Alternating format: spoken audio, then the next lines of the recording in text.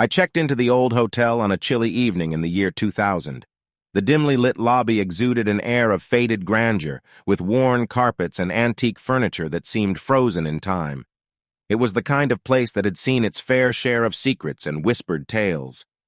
Little did I know that I was about to experience something truly terrifying within the confines of room 237. As I entered the creaking elevator, a shiver ran down my spine.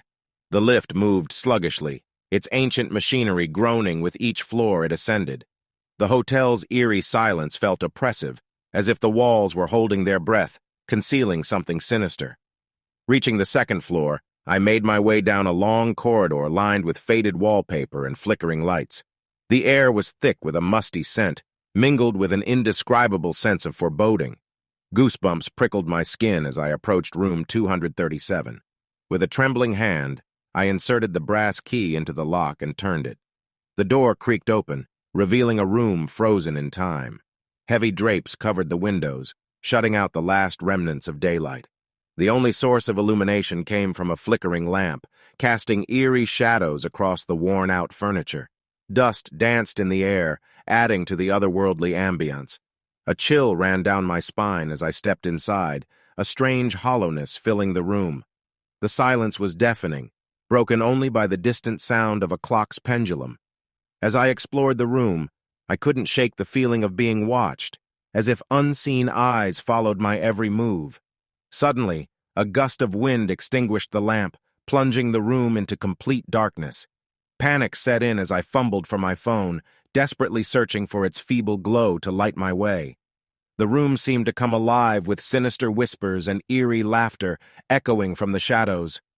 Unable to bear the darkness any longer, I mustered the courage to reach for the door. But as I grasped the handle, it refused to budge. Panic overwhelmed me as I realized I was trapped. The walls seemed to close in, suffocating me, while unseen hands gripped at my throat. A sickening feeling of dread washed over me as I heard a child's voice whisper my name from behind. Slowly, I turned around, my heart pounding in my chest. There in the far corner of the room stood a figure, a small girl dressed in a tattered white gown, her face obscured by long, unkempt hair. Approached, her steps devoid of sound. With each step she grew closer, until her cold, lifeless hand brushed against my trembling arm. Her hollow eyes stared into mine, and a bone-chilling voice whispered, "You're mine now." In that moment, terror consumed me, and darkness enveloped my consciousness. When I awoke, I found myself lying on the corridor floor, drenched in a cold sweat. Room 237 stood before me, its door wide open, as if inviting me back in. I stumbled out of the hotel, my heart racing, vowing never to return to that cursed place. To this day, the memory of room 237 haunts me, a reminder of the horrors that can lurk within the most unsuspecting corners of our world.